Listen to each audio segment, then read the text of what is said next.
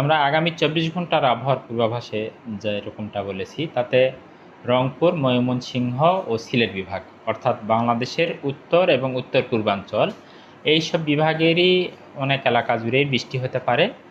আর এর পাশাপাশি রাজশাহী ও ঢাকা বিভাগেরও কিছু কিছু এলাকাতে বৃষ্টি হতে পারে।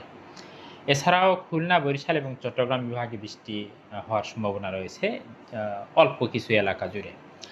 আমরা ইতোমধ্যে ভারী বর্ষণের সতর্ক সংকেত ইস্যু করেছি। এটা রংপুর, ময়মনসিংহ, সিলেট বিভাগে গত ১১ তারিখ থেকে আমরা ভারী বর্ষণের সতর্ক সংকেত ইস্যু করেছি এবং রংপুর বিভাগে ইতোমধ্যে কিন্তু ভারী বর্ষণ হয়েছে, গত ২৪ ঘন্টাতেও হয়েছে।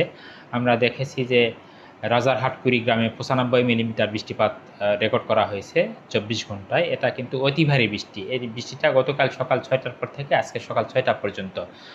আর আজকে ঢাকাতে সর্বশেষ ৩ ঘন্টায় বৃষ্টি রেকর্ড করা হয়েছে, মাত্র ৩ ঘন্টায় ৪২ মিলিমিটার বৃষ্টিপাত রেকর্ড করা হয়েছে। একটা বিষয় হচ্ছে যে এখন বৃষ্টিপাতের যে ধারাটা, আমরা আশা করছি যে আগামীকালকে এটা আরও আগামীকাল থেকে বৃদ্ধি পাওয়া শুরু করবে এবং সেটা বাংলাদেশের উত্তর এবং উত্তর পূর্বাঞ্চলের বিভাগগুলোতেই বিশেষত রংপুর, ময়মনসিংহ এবং সিলেট বিভাগের কোথাও কোথাও মাঝারি ধরনের ভারী থেকে অতি ভারী বর্ষণ হতে পারে এবং এই বৃষ্টিপাতের যে ধারা সেটা মোটামুটি ১৭ তারিখ পর্যন্ত অব্যাহত থাকার সম্ভাবনা রয়েছে।